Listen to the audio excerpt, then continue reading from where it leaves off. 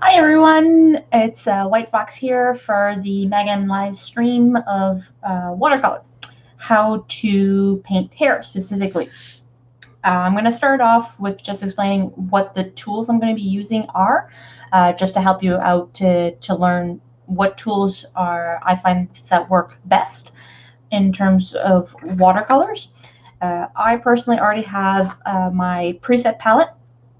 And my preset palette, I use Daniel Smith and Core watercolors, specific for two reasons. Daniel Smith is a watercolor that is highly pigmented and highly saturated, so I find that it gives me the richest colors. Same thing with Core, but to a different extent. The Core watercolors, which is mainly the top row and my indigo here, are Core watercolors. They're used with Aquasol, which is a clear binder. The advantage to these is the fact that once it dries clear, it'll dry exactly these colors. So once you're painting it on, as it dries, it doesn't change colors, which is the advantage of Aquasol. However, the Daniel Smith watercolors, they do use the traditional gum arabic binder. They do have about the same amount of pigments, which is nice, but because they use gum arabic as a binder, it does dry a little bit darker once it dries. So when you're mixing colors, keep that in mind, because anything that's using a gum arabic binder will dry a little bit darker. Anything that's using an Aquasol, which is actually the Core watercolors, will dry exactly the same color that it's painted on. So that's it for that. When it comes to my paper, I've used Fabriano hot press paper. I like hot press for illustrative work specifically because it's very smooth. Cold press papers I tend to use when I do landscapes or I do things that I want a little bit more texture on it. But on this piece, I'm wanting something very smooth because it'll give me those nice clean lines. Fabriano is a great brand. Arches also does a really nice hot press. And some of your local artist shops will be able to do their own papers. And if you're wanting to practice, use the artist shop's homemade papers. They're good papers, but they tend to be a little bit cheaper, so that even if you're messing up, it's a lot easier to forgive yourself for wasting paper when it comes to that.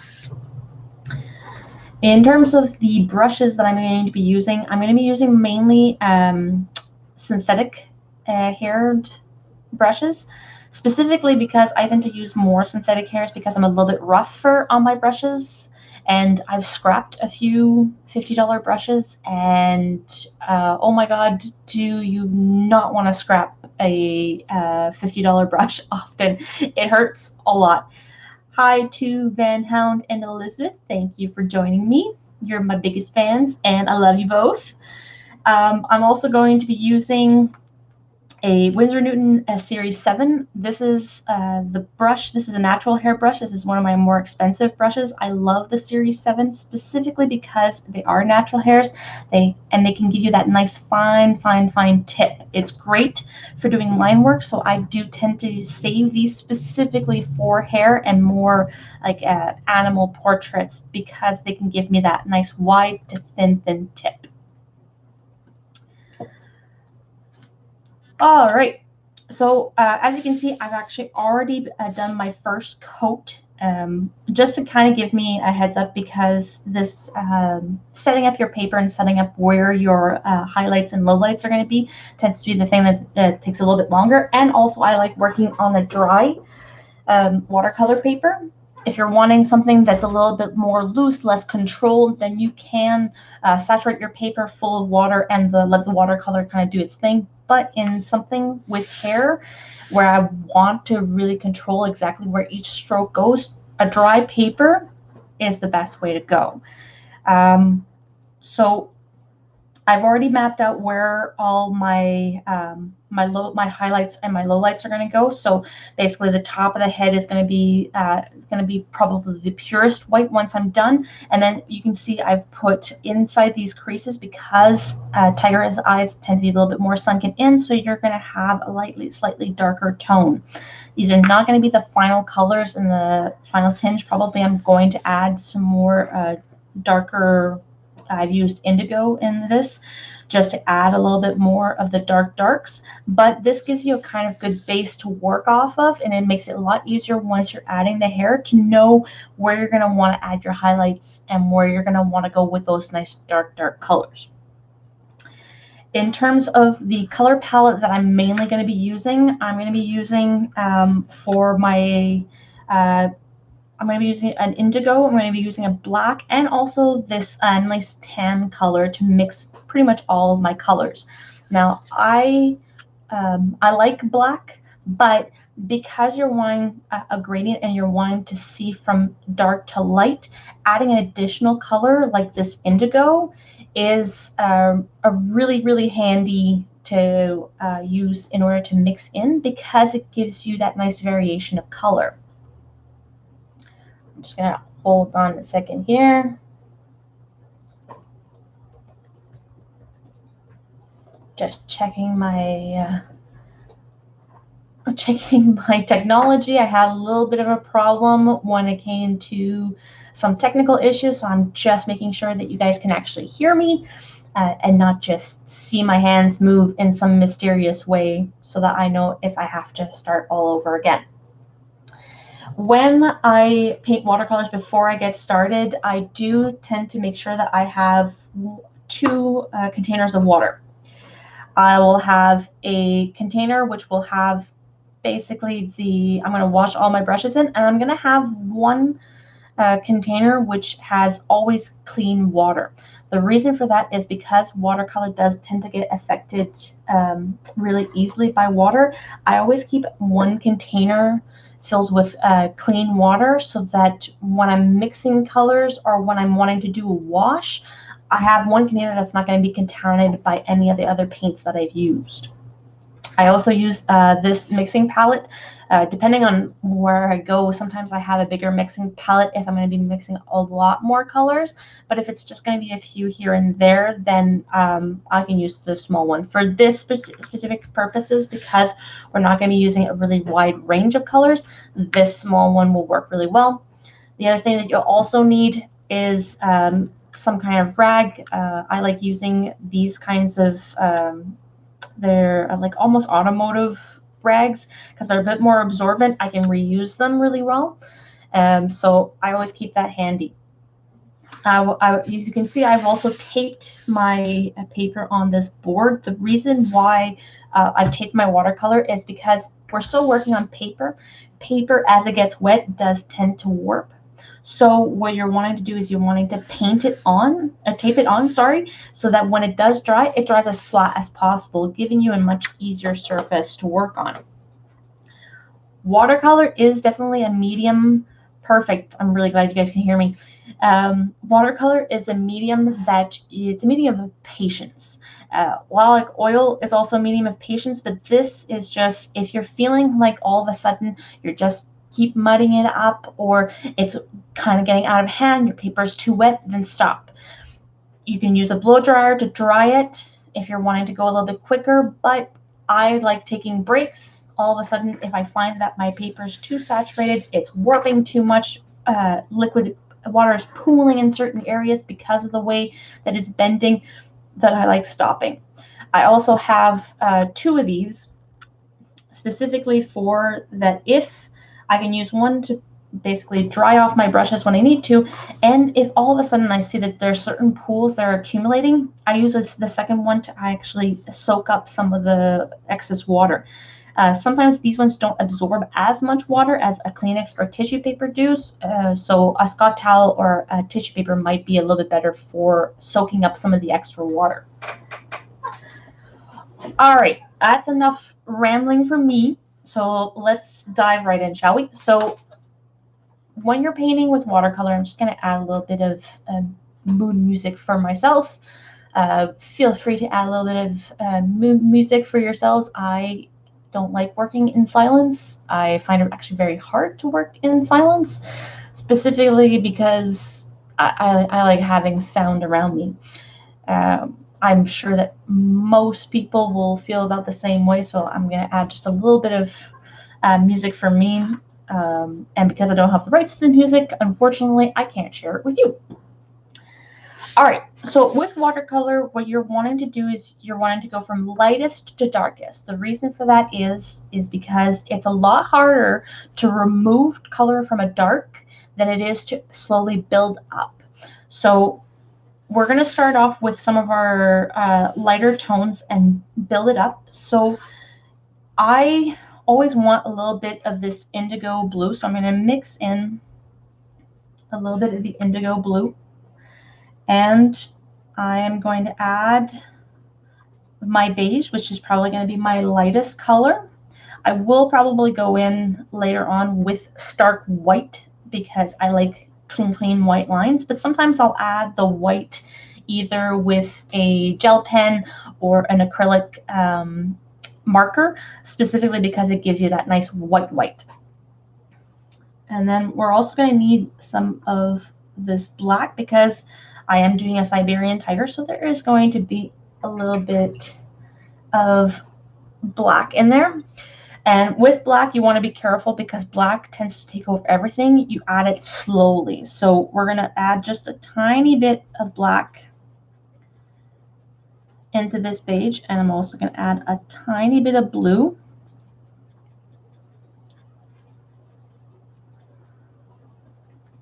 Mix it in there. Now, although this isn't a lot of color and or a lot of water in a big patch, it will do for kind of setting up my base. So I'm going to use my 0 point brush for the time being. I'm going to start off with the stripes. So because I know that the light is coming from above, these are going to be my lightest stripes, and then down here, these are going to be my blackest. So I'm going to start off right here. And you do quick little strokes. And even if you pass, like I just passed this one, it's okay. Just make sure that the colors that you want do go in the areas more or less where you want. And you want to do tiny strokes. And you also want to think about where the hair is coming from, because your hair doesn't just start, right in one spot. It goes from the root. So you got to think, where is the root of each hair going from? So if you're drawing a portrait of a hair, most of the roots will start from the edge. So you know that because you're starting from the root, I know that probably didn't make sense. Unfortunately, I am a rambler. But so you want to make sure that because you know that your hairs are not just dots, they start from an edge. That's why you're wanting your strokes to kind of mimic from the root to the tip. I hope that makes more sense. So because tiger hairs are much shorter hairs, I'm going to do small little strokes as I'm defining each one of these stripes. And then eventually I'm going to go in and go darker and darker and build up. And because hair is a highly textured effect, and a lot of hairs go above, below, and they kind of go on top of each other. So even sometimes where you're going to have your whitest whites, you'll still have little flecks of blacks, specifically because there's hair underneath. There's things that go above, below. So there's hairs that cross each other. And as they cross each other, underneath, the hair that's going on top is going to cast a shadow on the hair that's underneath. So that's why working with small strokes works to your advantage. And whenever your paint starts to get a little bit dry, like mine just did, just add a little bit more water and then just continue going.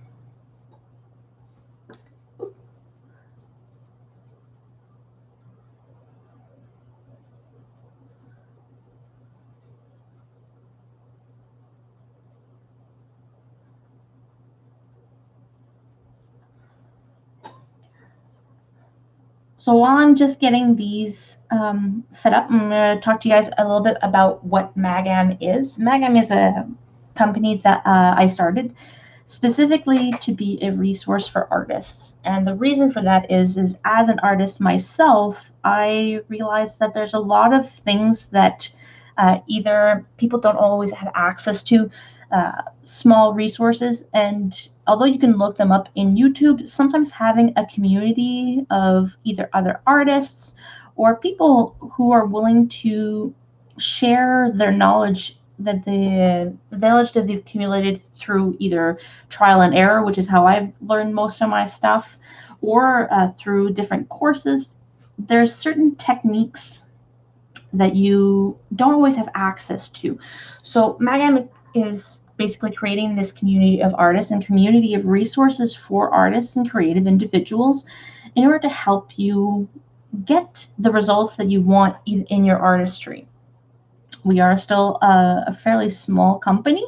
Um, Basically, we've done a few shows, and right now with COVID, these shows have kind of slowed down, but we're hoping that once things kind of die down with COVID, that we'll be able to get back up and running.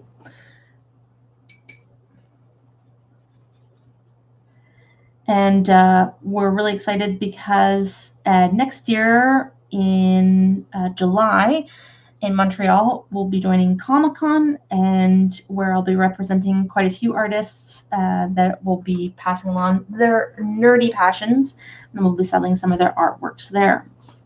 So basically, Magam represents artists and is a tool. It's basically a place where I can give you tips, tricks, and you can communicate with other artists for them to give you tips and tricks on how to use it. Mediums.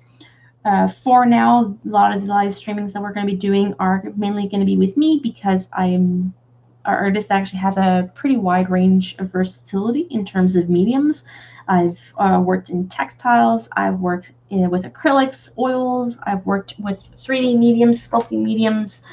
I've worked in sewing, I'm doing embroidery, I make wood burning, I do quite a bit. That's because I have a huge curiosity in how things are made. I think that in order to be a creative individual, you do have to have quite a good level of curiosity, and you also need to be open to watching how other people approach the same things that you want to do.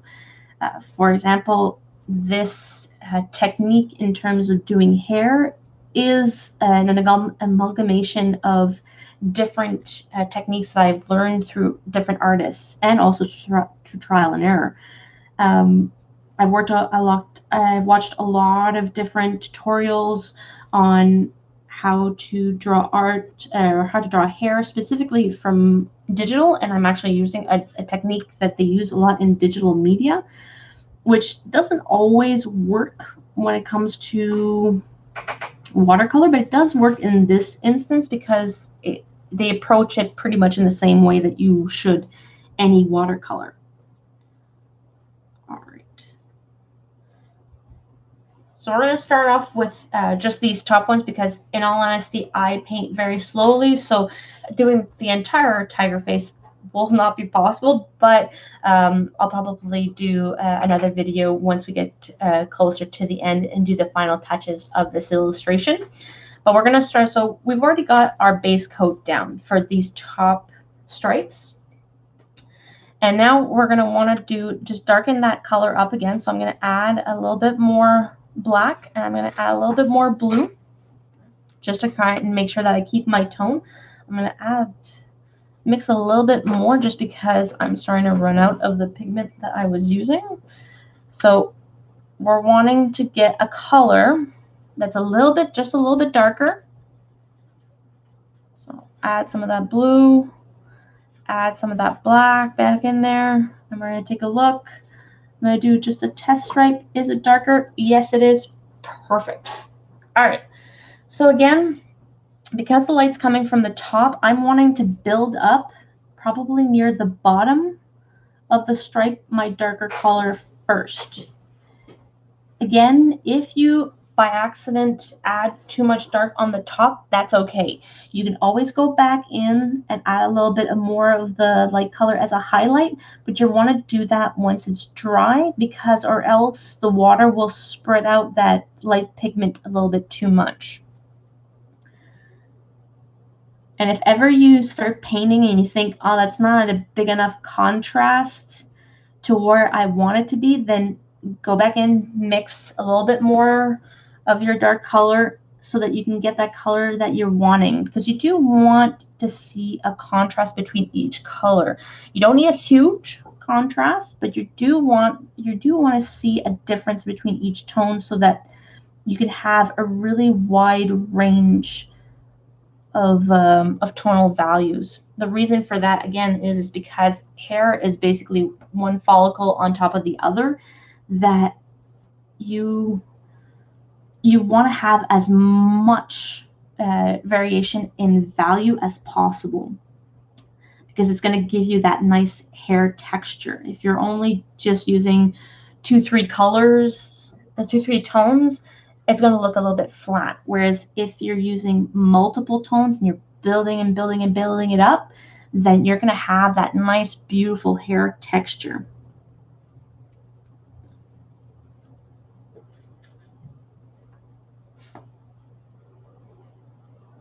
I'm just going to add a little bit more water because I'm losing my tip. So if ever you're losing that nice sharp edge, just wash off your brush, and then you can mold it either with your paper towel by taking it and basically swooping it and forming it, or you can use your fingers once your paintbrush is clean.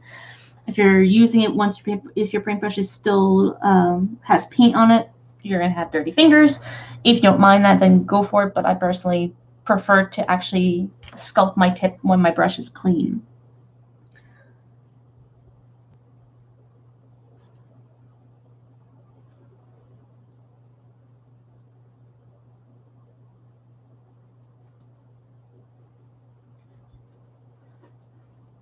I'm just thinking about where my hairs are going, where each hair is going to be, where also the skull is going to cave in, because no one's face is completely flat. There's dips and curves, so you have to take that into consideration when you're adding your tones and when you're adding your darker colors. That's why I like having this blue outline. It lets me know, it guides me as to where my hair should be darker naturally and where I should have highlights. Basically, it's because the skull is going in a little bit deeper in that specific area, and on the flatter areas you're still wanting a variation, but it's going to be less intense.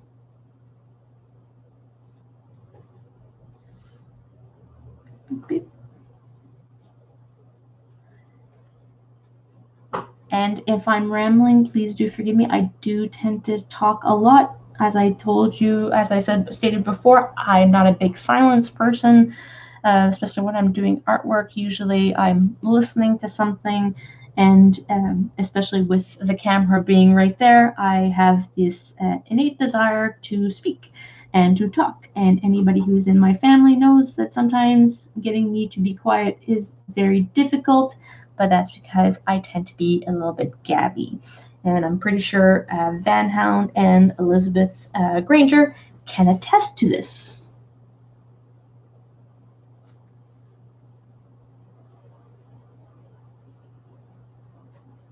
Perfect.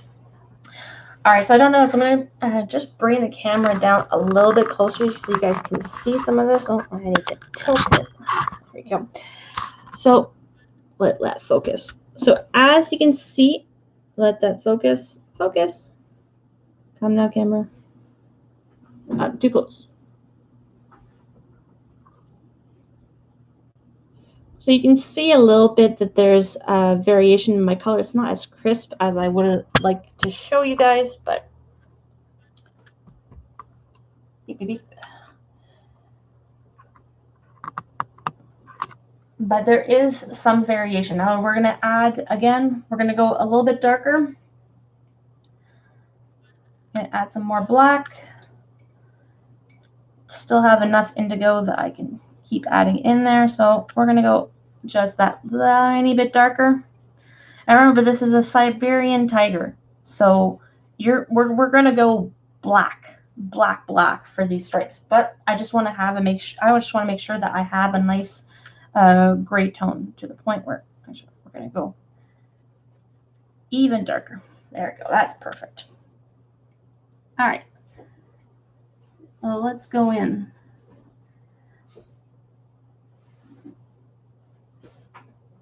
Now see, the gray that I've mixed in there is still not as dark as I would want it to be, so I'm going to go a little bit more drastic on my black, and I'm going to grab a little bit more indigo, and we're going to go dark. Now, in this one, I am using indigo because I absolutely love indigo. I think it's a beautiful color to mix in with black. Another great color to mix in with black to get these nice stripes is a dark purple. A dark, rich purple mixes into black really, really well. It just depends as to how cool you're wanting your image to go. And by that, I mean certain colors are more on the cool side. So blues are a much cooler color. Purple, what's nice about a purple is that it can go on the more on the cooler spectrum if it's a little bit more a bluish purple. But if it's a little bit more on the reddish purple side, then it's going to be a much warmer color. So which means that your black is going to be a much warmer color. I like the idea of a Siberian tiger being in snow. That's probably because when I was younger, I used to watch Beast Wars, and the first time that you see a tiger, he is in the Arctic, in the snow. So in my mind, Siberian tigers' stripes should be more on the cooler side.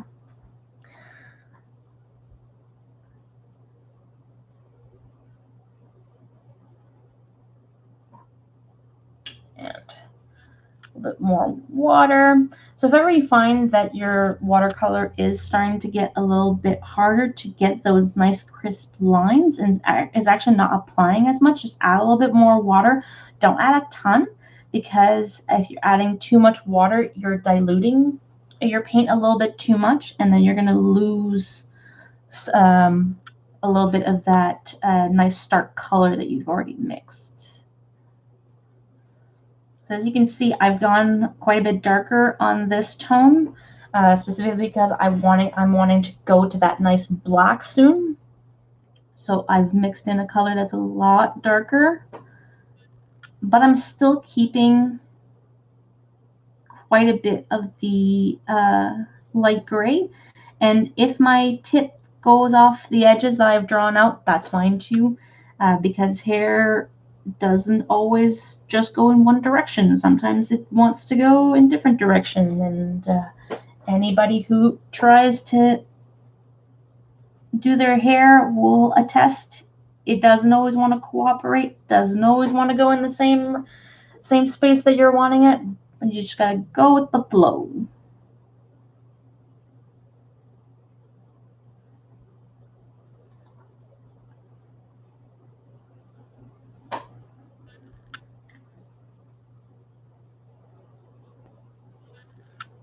So as you can see, I'm putting a little bit more dark on these stripes on the side, just because they are the ones that are going to be closer to the eye socket. And naturally, eye sockets tend to sink in, which means that automatically there's going to be a little bit more shadow there. So they are going to be more on the black side.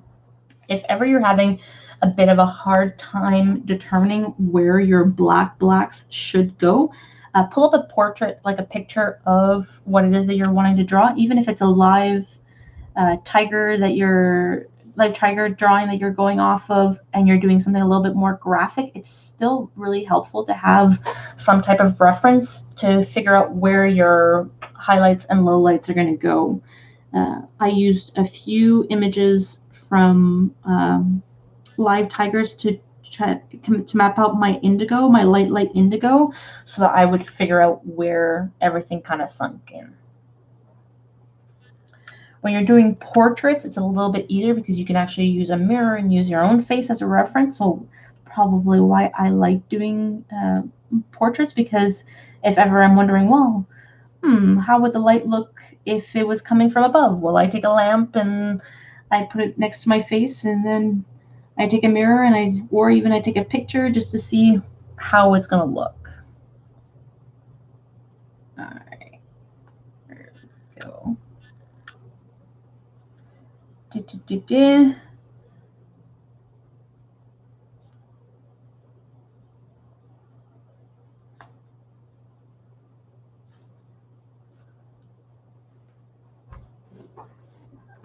All right, and now we're going to go a little bit darker. Actually, we're going to go pretty dark now. So again, I'm still doing my combination of my indigo, my black, and that beige because I'm wanting my color to still remain as consistent as possible before I get to the black. Eventually, it'll just be black, but for now, I'm still wanting to get that ratio of the beige, the indigo, bring this back up here, the beige, the indigo, and my blacks.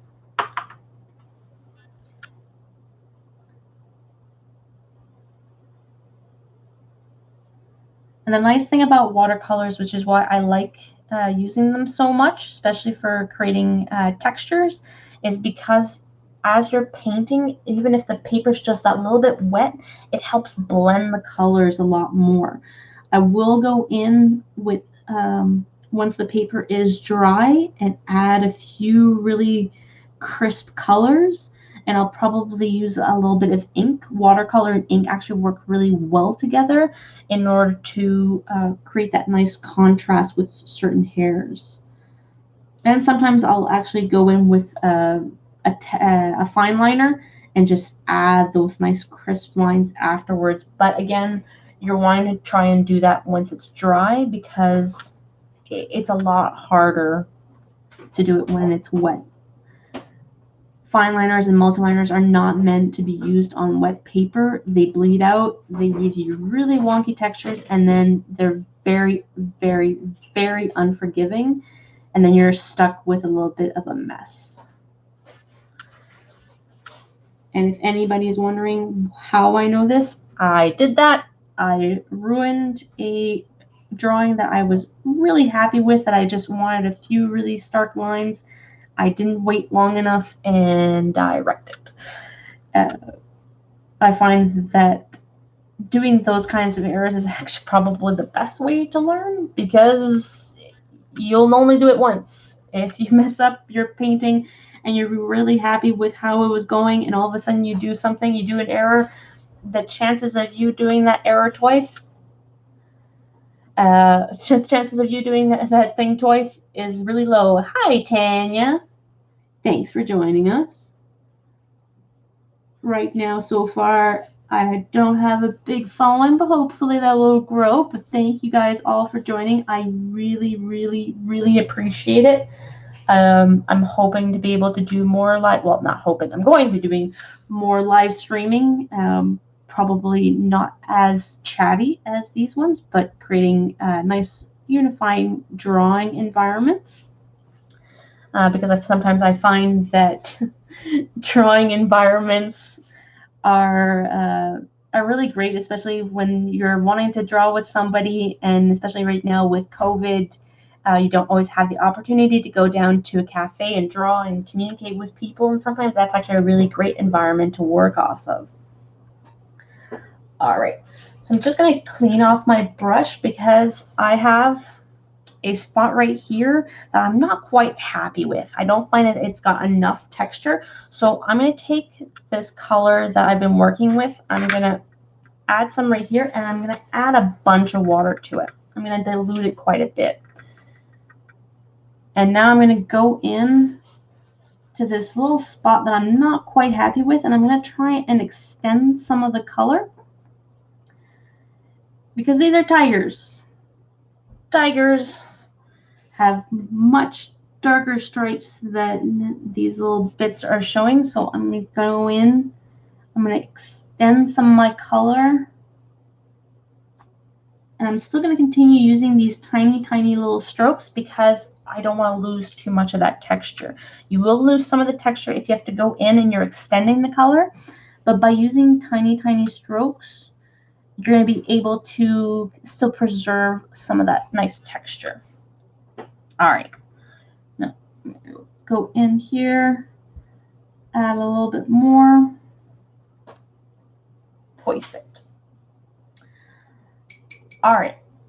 Now I'm going to go on this spot, and don't worry, it's ink, so this will not mix in. As you can see, it will not mix in with my color, so don't worry about it. It's just my palettes tend to get overused a bit. So I'm going to go in, I'm going to take some of my indigo. I'm going to leave the beige behind. And I'm going to mix a nice dark black. Now here's the scary part. This is always the portion that everybody, even I, get apprehensive about, and it's using those black blacks. Now for the black blacks, I will be using my Series 7 brush because I'm wanting to be fine lines, and my Series 7 brush, this is my 000 Series 7 brush, is going to give me those nice fine lines. The fun thing about a Series 7 is I have a Series 7 000 and a 1. Both of them are going to be able to give me these nice fine points, specifically because natural hair brushes have magical powers. They have the ability to have fine points even when they're thicker. If ever you're wanting to do great illustrative work in watercolors, Series 7, I suggest them to anybody. If you're worried about that it's going to be too thick because you're wanting to do really fine lines, do a 000. If you're wanting to experiment with a variety of thickness of hairs or thickness of strokes, a 1 is fantastic. But in this particular one, I'm going to use my 000. All right. So we're going to load the brush.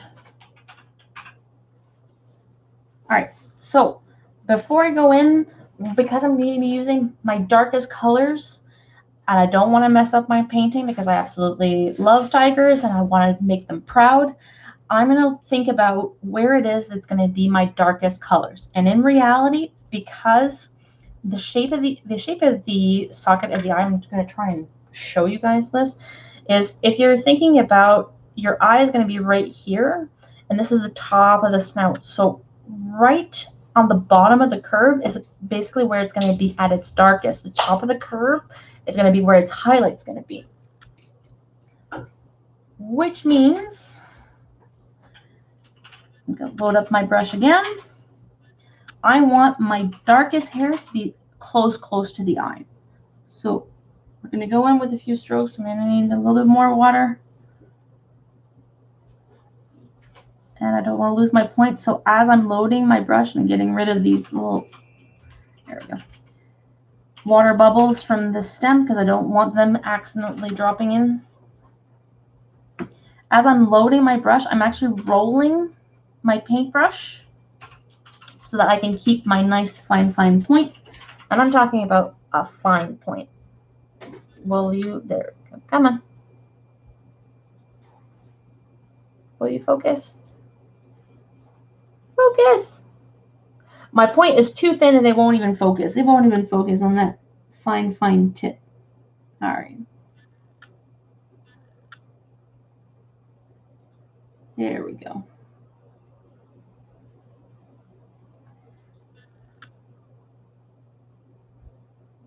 Now you don't want to lose some of the paler colors that you've already added on there, even though you are wanting that black.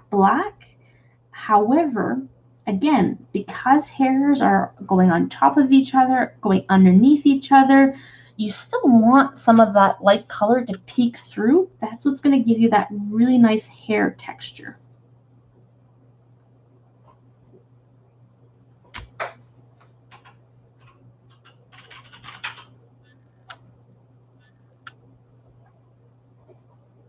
There we go. Now with that emoticon Van Hound, I have now realized that you are Alina, you sneaky, because I'm pretty sure your dad would not use emoticons. All right. So if I'm thinking about a tiger, and I'm actually going to pull up the image that I was using as a reference to kind of help with this. So if you guys see this, so I use this as my reference for my tiger face. He's not 100% the same proportions of it, but it gives me an idea. The blacks are still pretty stark black, so we're going to go a lot darker. But if I can zoom in, look at all the different gradients that you're going to have in there. So you, even though this stripe is black, there's still that white that peeks through. Oops. So you're going to want as much variation of color as possible, which is why you want to start off with grays and lights. Oh, sleepy Van Hound. This is why you're going to want those those nice gray tones first, because you're going to want to build it up. We are going to go really dark, but it's also important to have those gray tones underneath that you don't cover up. You don't have to keep them all, but like here I'm keeping this little white stripe, which I don't think you guys can actually see. I will try and go closer. Let's get closer. Let's get closer with focus. Come on, focus. You can do it. Further back, further back, further back. Are you going to focus? Focus. No, it's still not going to focus. I will have to figure out how to focus next time. Because with hair, although this just looks like a tonal mess, there's a lot of texture in there, specifically because you're doing those nice, quick, thin strokes. And again, you want to make sure that your watercolor is...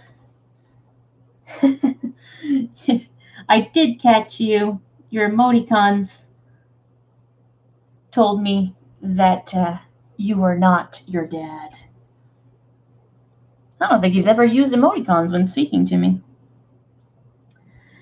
But yeah, unfortunately, the downside to doing such fine stripes, which I'll do another stripe probably closer to the eye, these bigger stripes, to just give you a better idea in a bit,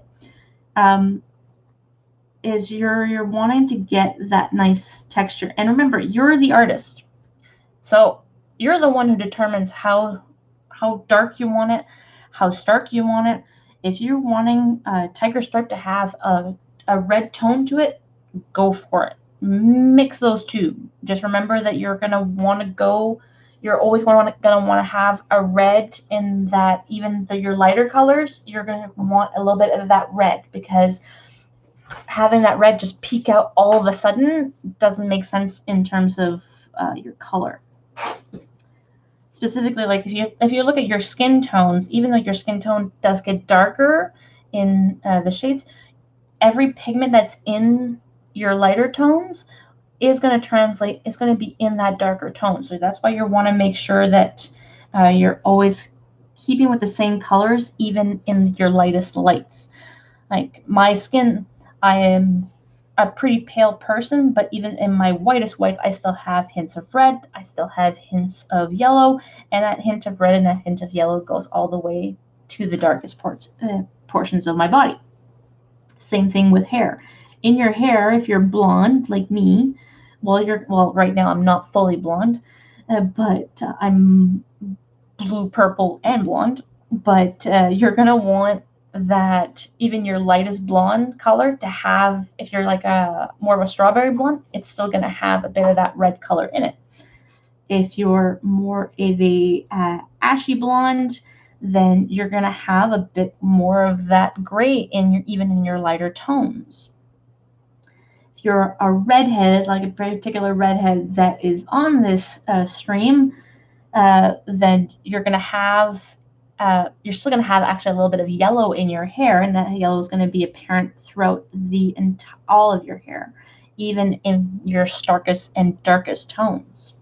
If you're a brunette, then you're going to have that whatever combination of colors, so either red and yellow in your lightest tones and in your darkest tones. Hence why in this I used indigo, so I have indigo in my lightest tones and I have indigo in my darkest tones, because it's a unifying color. It's going to be there no matter what, because the hair in reality is made up of all the same types of pigment. Now this you could also throw out the window, but in this particular example, we want to make sure that that indigo is in every single tone. So even at our lightest lights and our darkest darks.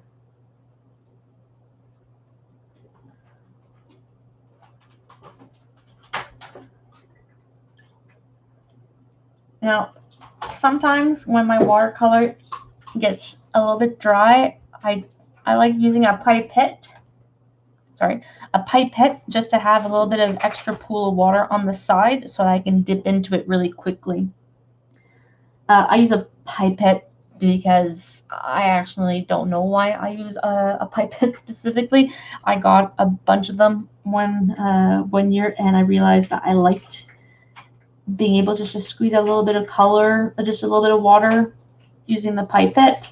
But you can use just your brush, load up a heavier brush like a squirrel hair brush, and just dab it on the corner like this, just to create a bigger pool of water. I like using a pipette because I can put a much bigger pool of water that I can dip into from time to time.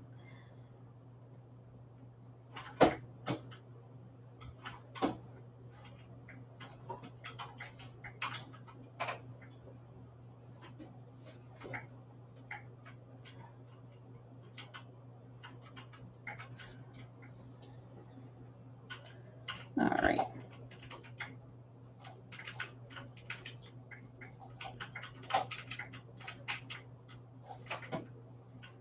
So remember that watercolor there's the word water in it, so it is a pigment that is much more hydrated than some of the others.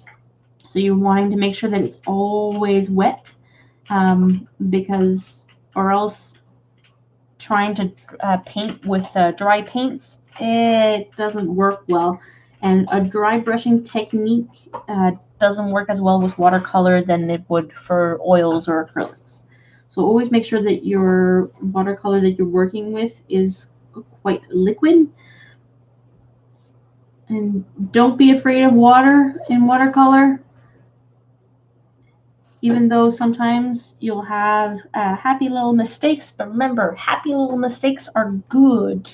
It's like Bob Ross always says, happy little trees. There's no bad mistakes, there's only happy little mistakes. And the reason why I am actually a firm believer in that is because happy little mistakes are the ways that I've developed some of my techniques, either to try and avoid the happy little mistakes, or to actually learn how to work with my happy little mistakes and incorporate them into what I do. And instead of them being mistakes, they become intentional strokes.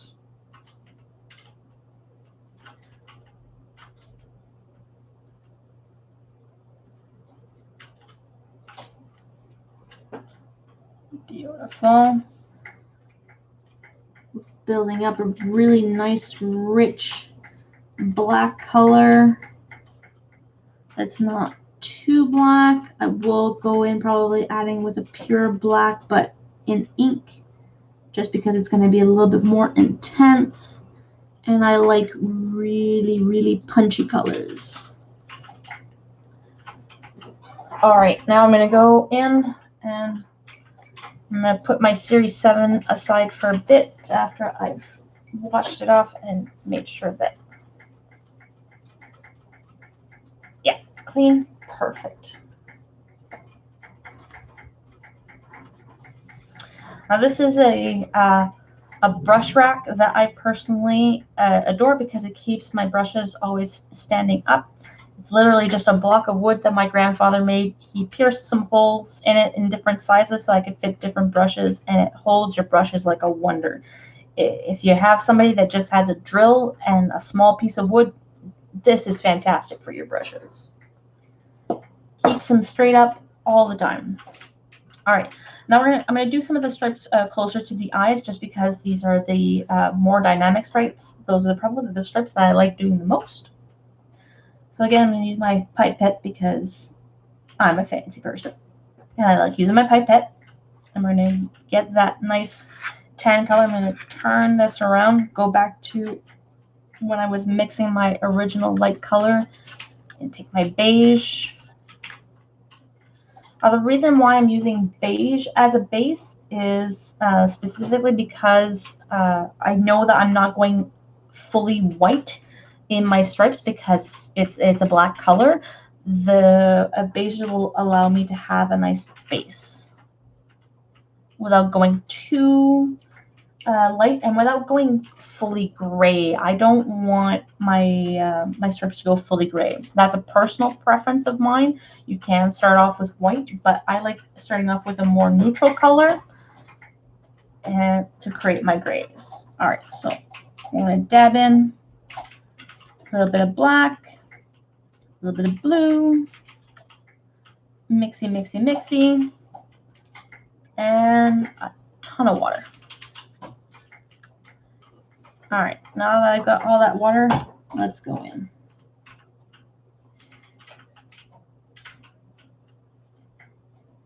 Now, even though I'm using really tiny strokes, you got to remember when you start doing more detailed strokes, like especially when you're doing the blacks, you got to think of where is the hair starting from.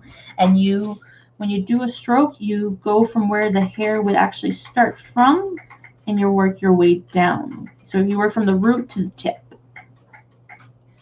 But for my base color, it's not too big of a deal if I kind of ignore that because it's going to be underneath all these layers. It's only if you're doing highlights after you've added your darks that you're wanting to really pay attention to where the root of the hair is and where the tip of the hair is.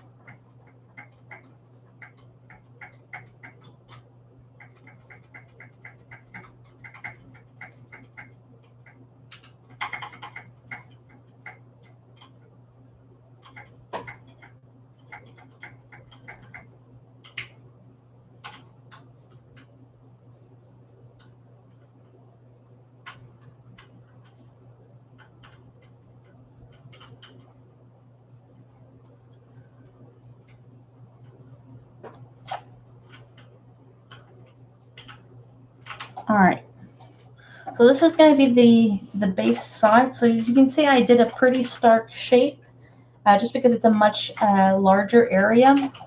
So I'm wanting to make sure that I've got as much of my lighter tones covering this as possible. And I'm going to go in and I'm going to darken it. Again, mixing in indigo and black. And then I'm going to go back to doing really nice, quick, small strokes. So again, my hair is going to start off from this edge. So I'm going to just do small strokes. And again, if you're wanting to figure out, well, where does the hair come from, use a reference.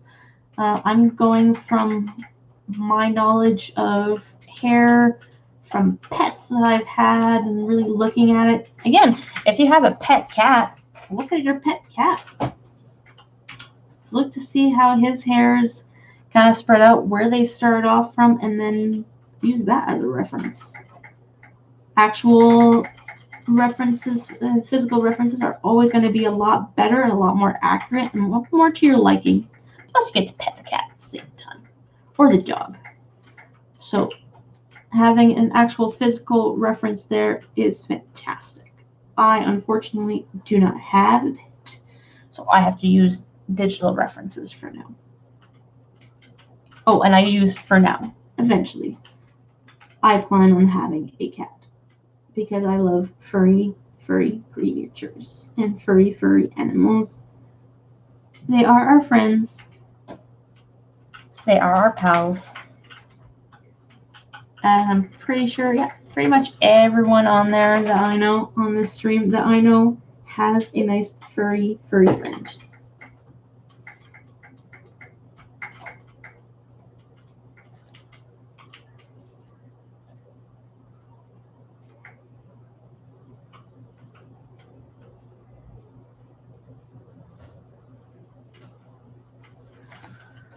So because I know that most of my hairs are going to go from from the inside here, and they're going to move there just because of the references, and I've done a few tiger faces before. I want to make sure that my hairs always start off from the top of my stripe and move downwards. So at the bottom here is where I'm going to see more texture. And where little darker hairs are going to poke into the whites is going to be down near this bottom.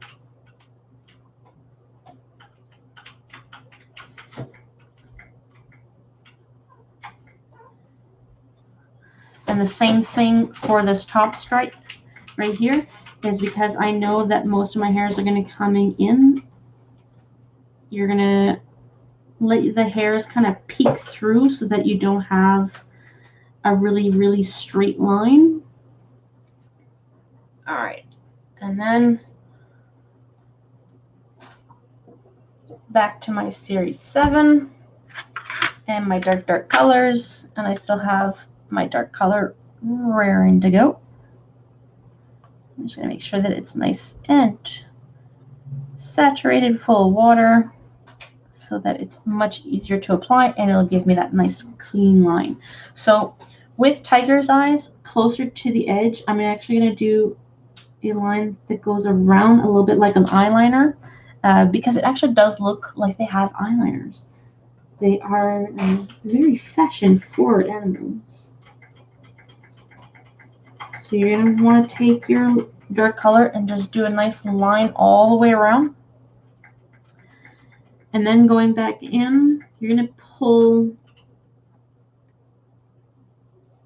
and you're going to start doing your hair starting from the bottom of the eye and working your way in. And remember that, again, tigers, their snouts kind of tend to turn the hair that way. So as you're doing your strokes, you're going to want to kind of give them a bit of a curve.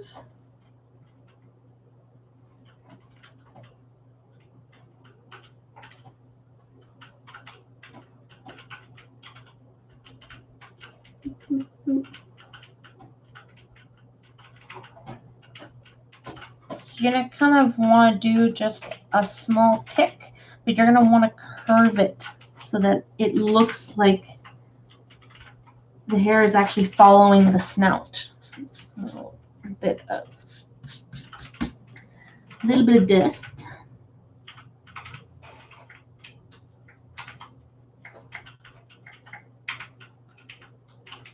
There we go.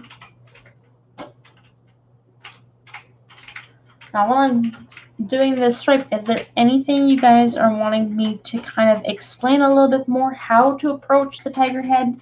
Ask me questions if you have questions. Let me know. Also, if there's any medium or any technique or anything that you want me to go over and do a live stream to teach you how to do, let me know. And I'll make sure that I kind of coordinate my live streams with what you guys are wanting to see. I don't want to show you things that you're going to go, oh, I already know how to do that. I want to know what you guys want to learn. That is my purpose. I want to teach. I want to teach you how to make the artwork that you want to do.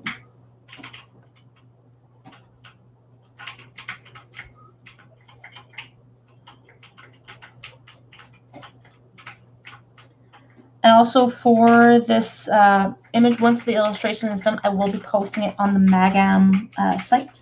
So you guys can see, I'll do some close-ups too, so you can see the texture that I've managed to acquire with this technique, so that you get a better understanding, because the texture of hair is a lot harder to do on live streaming cameras, specifically because hairs are so tiny and I'm doing so many little strokes. It might not be 100% apparent that there is actually a ton of texture that's going on right now. So I'm hoping that you guys will see it better in some of these still images that I'll post on Megan's site.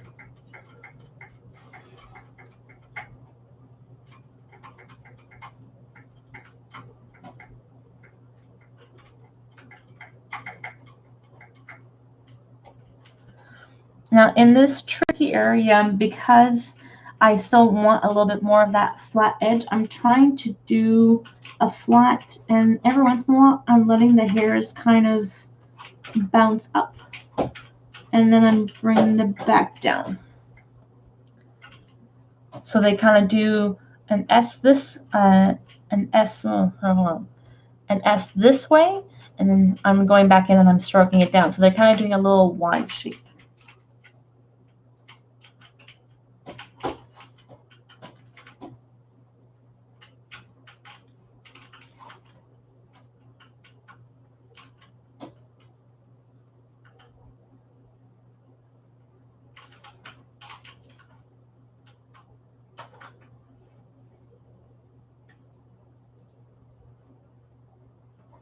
And remember, the hair doesn't usually have a 90-degree angle unless it's broken.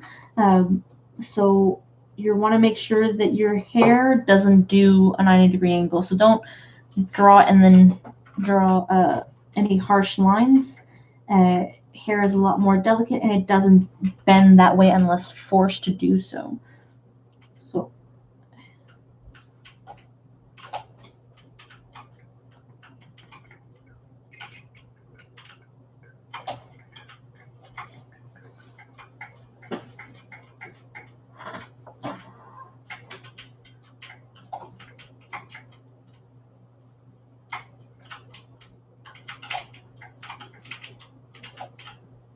I'm going to go over the top of the tiger's eye again because they're very fashion-forward animals.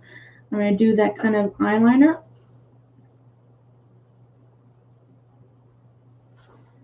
And because I have a natural shape, I tend to do it in small lines, but I try and keep that nice eyeliner shape to it.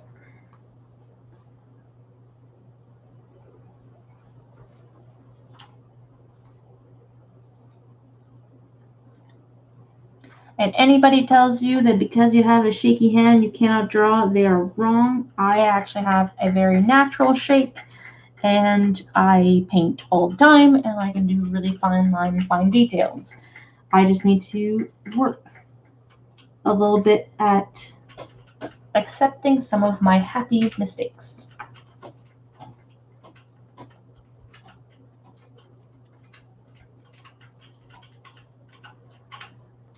All right. Again, I'm going to move further down the side of my tiger, so I'm going to clean off my Series 7.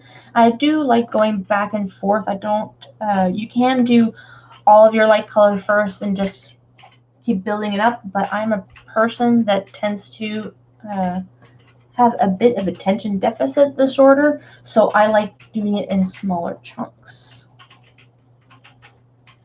So, lighter color. Lots and lots of water. Maybe adding a little bit more of the light back in there.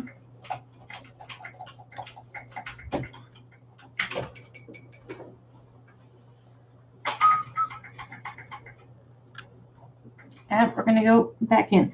Now, I want to make sure that right here, this portion of the jaw, I don't want to cover up some of these hairlines. So I am going to do smaller strokes here. Just because this portion, which is going to be on top, it's going to be a lot harder to bring in some of those whites afterwards if I've lost the texture completely. So I'm going to do small strokes this whole way, and then on the edge, that's when I can just do the bigger strokes.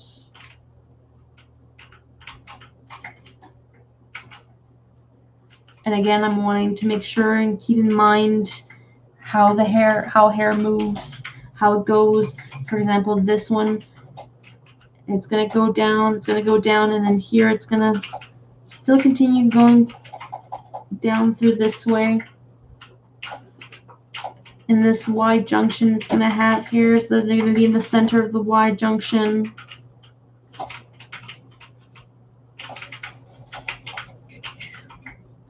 A little more water.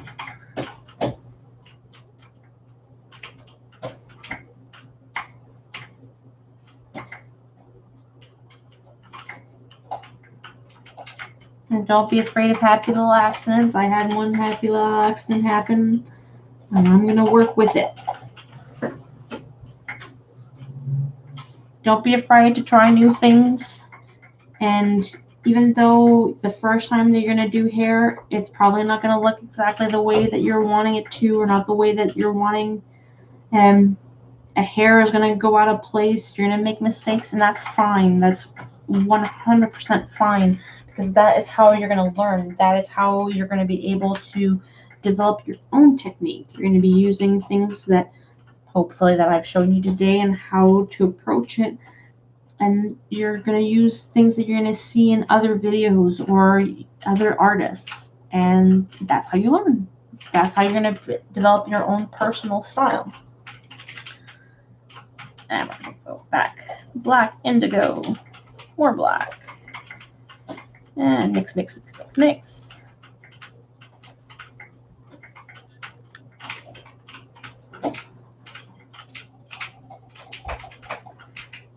And short strokes, short strokes.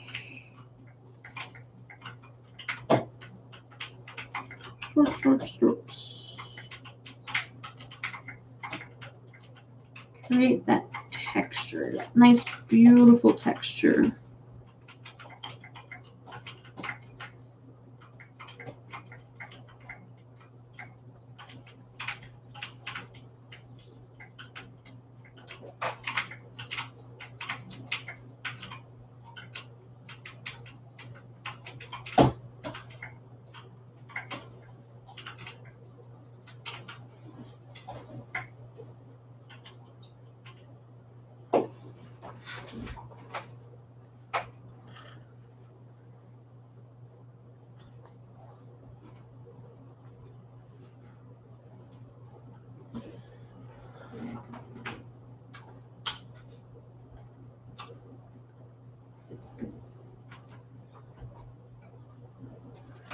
How long does it take you to paint a picture that size? This size?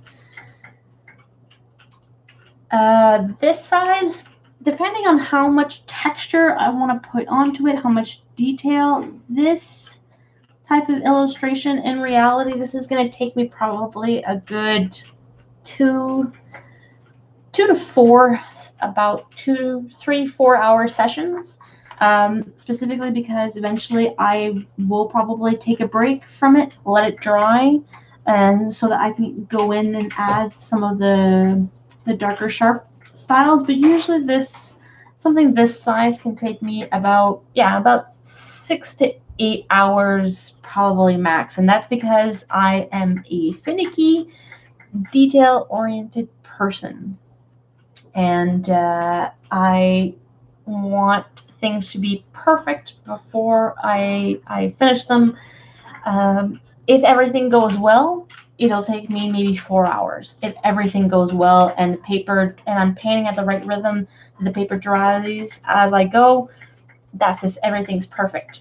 But nothing is ever perfect, so this will probably take me a good 6 hours to paint, considering that I'm painting the hair texture.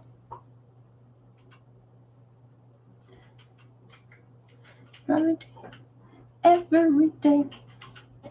Yes, I'm having a little groove party in one of my ears with a little bit of music.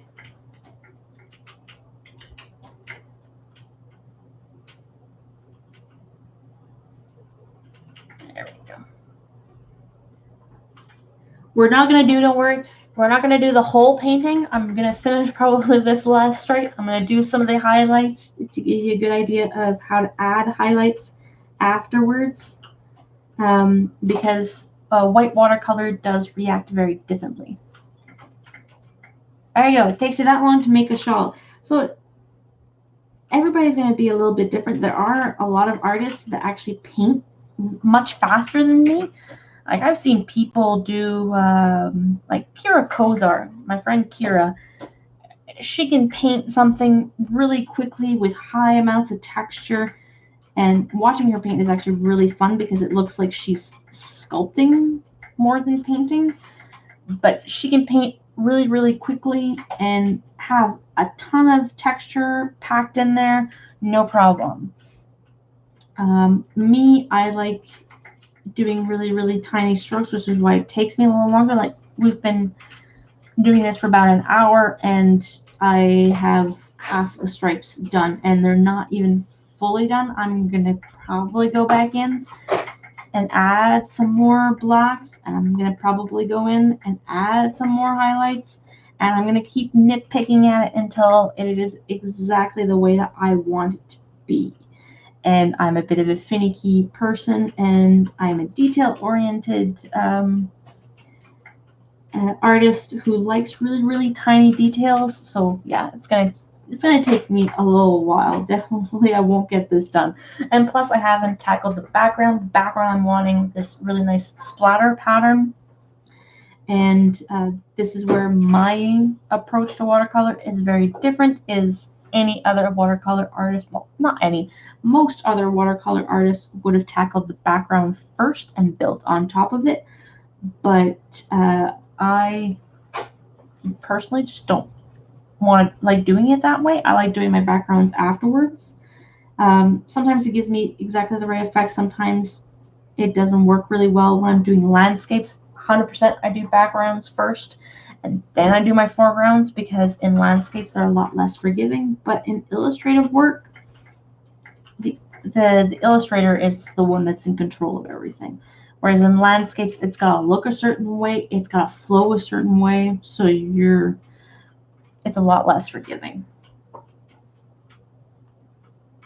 Ooh, sorry. Shirt's a little bit lower cut.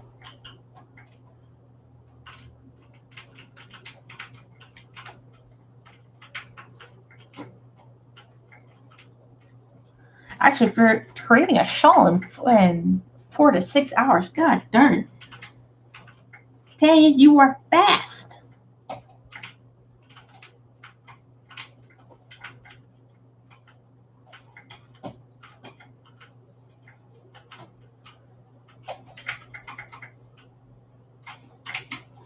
Usually when I paint, I tend to watch movies a lot like you do when you do shawls. And that's why a lot of people wonder how come I go through TV series so quickly and movies so quickly. It's because when I paint, I'm watching stuff. My favorite thing to watch when I'm painting is either something in the same theme that I'm wanting to draw. So if I'm drawing something more on the horror or fantasy side, then I'm going to watch a horror, fantasy movie, or TV series. If I'm doing illustrative work, I love watching Ink Master. Specifically because some of these guys are fantastic illustrators, and they give me great ideas of things to add into my artwork. I did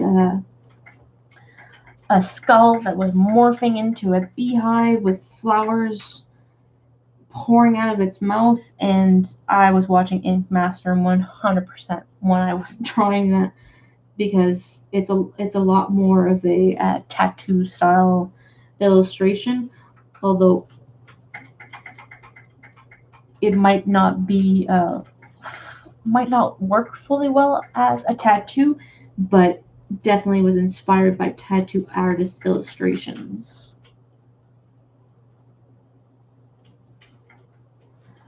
Alright, and we're going to do this last little stripe here before I'm going to show you how I do highlights, because this top portion here is actually quite dry.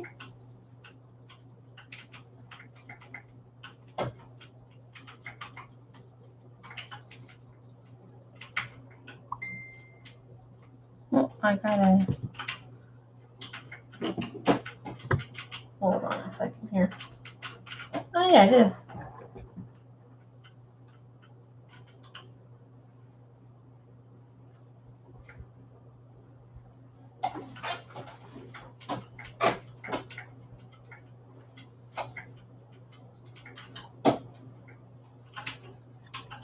Yeah, I think that whenever Tanya just said me, when I focus, I can be fast. I think that if I fully focused on just the painting, I could probably paint faster.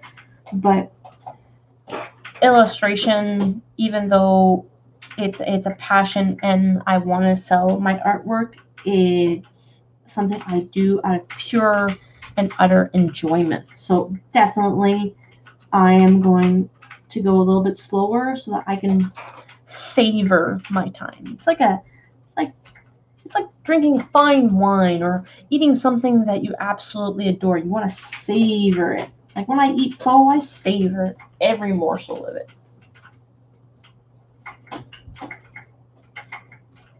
Which show do you... Dana says that I have a good show or movie to watch too. Which show or movie are you watching right now when you do the shawls? Which one do you watch actually? That is something that I like it when other artists also watch TV when they paint. Which show is it? Bullshit. Nashville. I've never watched it. But yeah, everybody has their own shows that they, or own habits. I know my mother, who's also an illustrator, she can't watch TV and paint and draw at the same time because she has to focus. So she listens to music, and that's about it. Country music artist. Oh, that somehow matches your personality. Watching a show about country music artists, sometimes that makes me think of when you go to Merritt to watch your concerts. That does make sense with you.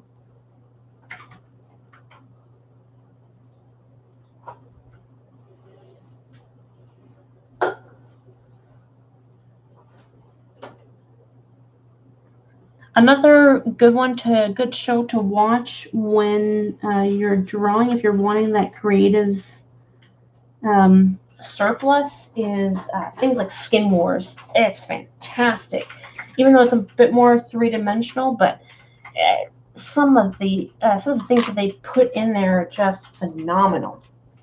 All right. I am a star. Watching me on TV. Always wanted to be on TV. All right. Where is it? Okay. Now I'm going to add some of my highlights. The highlights that I'm going to do. Skin Wars. Yeah, see, Skin Wars is fantastic.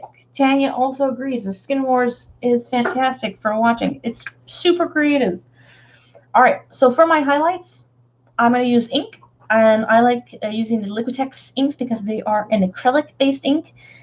With anything that's an acrylic-based ink, you're going to want to shake it because the pigments tend to get stuck on the bottom. Woo! All right.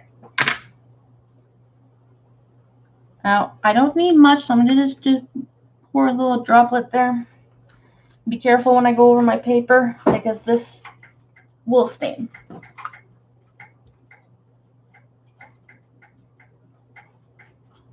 Oh, Glow Up. Yeah, I actually am watching that. I was watching that earlier when I'm doing my embroidery. I was watching Glow Up. It's quite interesting. It's a British interpretation. Well, not a British interpretation, but a British makeup show. And it's fantastic. I absolutely love it. Some of the stuff that they do, I'm not a big fan of, but some of the stuff that they've done is beautiful. All right. So I'm going to use my fine tip to do the highlights, and you're not going to be able to see as much because I can't get that close to the illustration, is when you do highlights with ink and watercolor, it's never going to be fully stark white because the paper absorbs quite a bit of the ink, and that's fine. Paper is supposed to have that. If you're wanting stark white highlights, then definitely I would suggest using an acrylic-based paint marker or a gel pen. Jelly Roll does a really great gel pen that works pretty well on watercolor. The only downside to using a gel pen is eventually the tips of the gel pen does get a little bit gunked because watercolor is still a pigment that's just floating on the paper. So as you roll it onto the paper, it'll pick up portions of the pigment and then it'll gum up the tip of your pen. So I try to not use the jelly roll or the gel pens as much as I would like the inks or an acrylic paint pen. Now, because this touches the eyebrow, I'm going to add a little bit of highlight here, specifically because if you look at pretty much anybody's eyebrows, even your own, you can use your own eyebrows for this. You're going to have a bit more highlighted hairs. And same thing with here. Oh, that's a little bit more of a starker highlight. That's fine. It just means my brush is a little overloaded. Again, happy little mistakes. No bad things, only happy little mistakes. There we go. That's much better.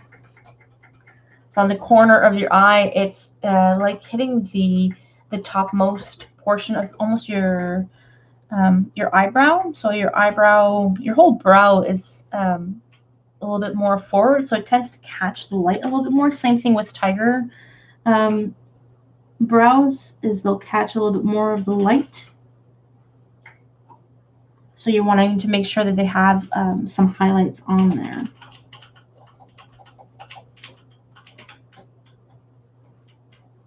There we go. And on this portion of the forehead, it's a little bit more protruding, so I want to make sure that I add a highlight there too. And again, I'm wanting to follow the direction of the hairs from root to tip.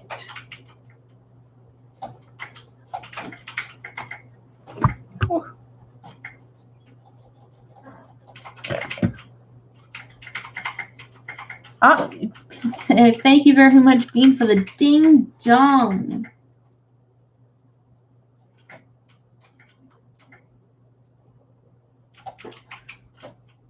There we go. And again, this one over here also is going to have a bit of a highlight on the top because he's at the top of the brow. And I'm also going to give a bit of a highlight on this edge because edges of faces, there tends to be a really stark line on the edge, but there is a highlight on the inside because as something curves, it catches the light a little bit more. So I'm going to add a little bit of a highlight, but try not to go right to the edge so that you don't lose the look that something is curving over. The only time that you're going to basically lose that is if I was doing a white on white, then this portion you would probably lose. You wouldn't see actually the edge of the hair. Same thing with the tips of the ears. You wouldn't actually see it if they were white, just because of the curvature of something.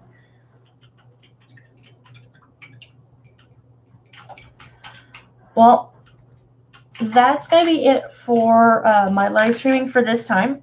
I hope that it is helpful.